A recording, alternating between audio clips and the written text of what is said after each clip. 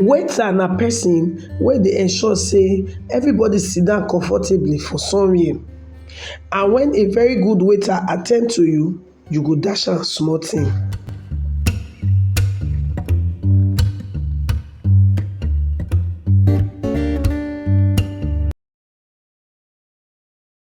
Hi guys, welcome to Favors Blog, your one-stop channel for amazing entertainment like no other. Trust me, you're going to enjoy your time here. To be part of this amazing family, please follow us on all our social media accounts displayed on your screen right now. And do not forget to subscribe and turn on the notification bell so you'll be one of the first persons to get notified whenever we drop any new video. Also, do not forget to like our videos and of course share them across your social media handles so that your friends and family would also be part of this amazing family here on Favors Blog. Now let's dive right in to what we have.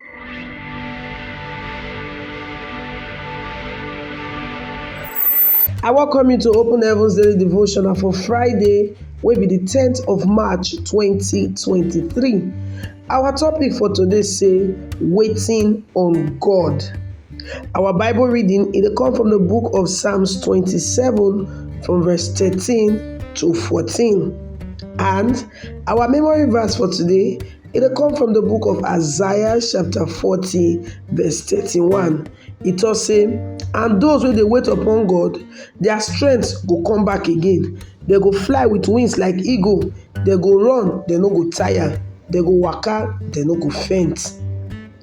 Our message for today now, not be everybody know what it really mean to wait upon God. So I go try explain am using the waiter where they serve people for big restaurants. The waiter make sure say everybody sit down comfortably for there, then go ahead to collect their order of wetin they want chop or wetin they want drink.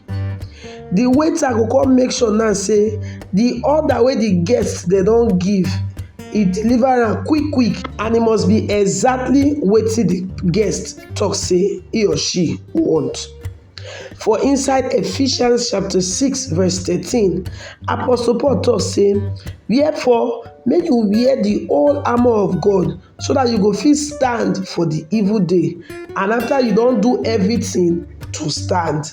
Wetin dey try talk for here be say after you don do everything wey you know how to do before God, you stand. Once you dey serve am, you dey win souls, you dey follow up on the souls, you dey pay your tithe, you dey give your offering, you dey honor God with your first fruit and every other thing wey you know how to do according to God's word. The only thing wey remain for you to do na to stand. You go wait upon God. You go dey ask am say, God, which other thing you want make I do? That moment when you get answer from God, you swing into action and do wetin God wants make you do. When those people wey dey wait on God go to am say that they pray, they go pray to God the way he wants make they pray. They go pray a word back to am. Since na a word, he go answer am. They no dey only dey pray just because they feel like say body dey do me say make I pray. No, many times they dey feel God dey push them to pray even when their body no carry them to pray. Those wey dey wait upon God, then they seek their own enjoyment for life. Everything they want to do for this life na to please God. If God tell them say I need all the money in your bank account for this project, they no dey waste time. Sharp they go drop all the money. They always dey at e beck and call, and they dey very willing to do anything wey God instruct them to do.